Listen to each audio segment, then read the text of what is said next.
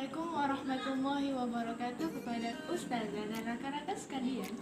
Saya Ida Rashidah binti Muhammad Cidi dari kelas 3 Cemerlang akan menyampaikan tentang pemaaf melunakkan hati pelajaran 23 tingkatan 3. Mari kita lihat apa itu maksud pemaaf. Maksud pemaaf dari segi bahasa ialah melepaskan atau membebaskan. Dari segi istilah pula ialah melepaskan seseorang daripada kesalahan dan membebaskannya daripada hukuman. Daripada Abdullah bin Amr bin Al-As meriwayatkan Rasulullah SAW bersabda yang bermaksud, kasihilah sesama kamu, nescaya kamu akan dikasihi, dan maafkanlah kesalahan orang lain, nescaya kamu akan diampunkan oleh Allah Subhanahu wa Ta'ala. Riwayat Ahmad. Seterusnya, mari kita lihat contoh sifat pemaaf yang ada pada Rasulullah SAW.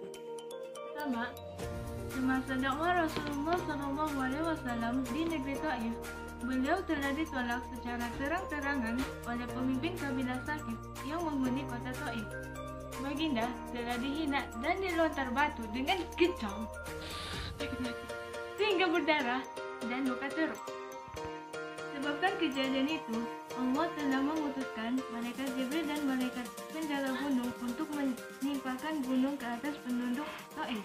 Lantas baginda menjawab, wahai Jibril, jangan lakukannya. Biarlah aku bersabar terhadap kaumku. Semoga Allah akan melahirkan daripada zuriat mereka orang-orang yang beriman serta bertakwa kepada Allah.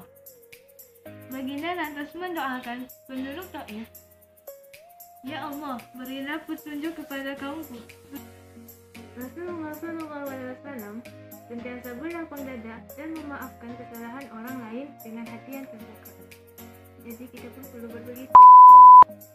Contoh 2. Kisah di mana kabar telah memana unta yang dinaiki oleh Sayyidatina Zainab, yaitu istri Rasulullah, semasa dalam perjalanan ke Madinah sehingga menyebabkan unta itu jatuh.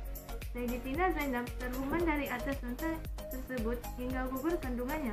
Kabar datang menemui Rasulullah SAW di Madinah untuk memohon maaf. Lalu baginda memaafkannya. Disebabkan hal itu, kabar kemudiannya memeluk Islam. Mari sama-sama kita mengetahui tentang adab dan cara memohon dan memberi kemaafan. Adab dan cara memohon kemaafan. Pertama, bersegera memohon maaf. Kedua, bertemu muka dan bersalaman. Ketiga, mengakui kesalahan tanpa alasan. Keempat, memulangkan hak atau barang yang diambil. Kelima, berazam tidak mengulangi kesalahan. Dan yang keenam, ikhlas memohon kemaafan. Seterusnya, adab dan cara memberi kemaafan. Pertama, memaafkan kesalahan tanpa diminta. Kedua, melupakan kesalahan orang terhadapnya. Ketiga, berdoa memohon hidayah dan keampunan untuk orang yang melakukan kesalahan. Keempat, bersangka baik terhadap orang yang memohon kemaafan.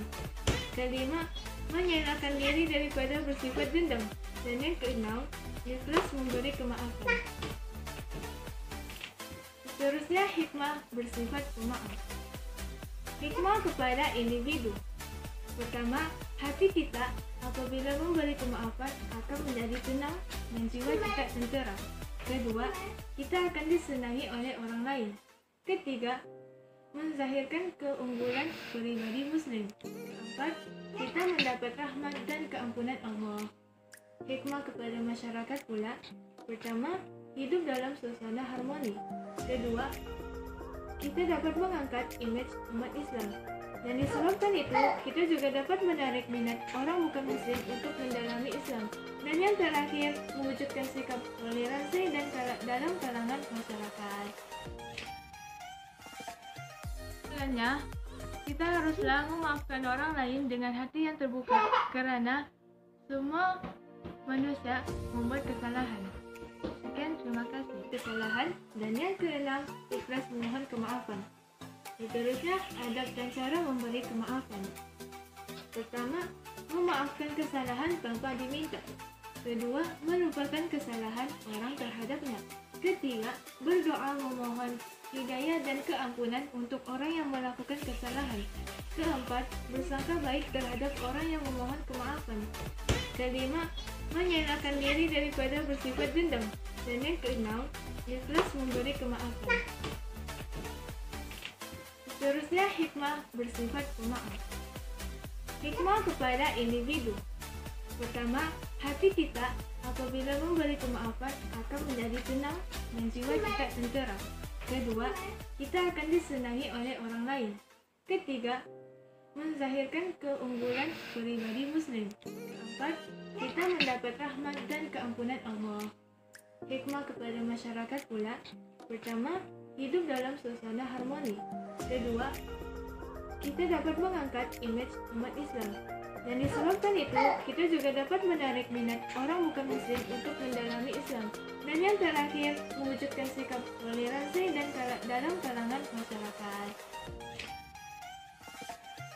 Selanjutnya, kita haruslah memaafkan orang lain dengan hati yang terbuka, karena semua manusia membuat kesalahan.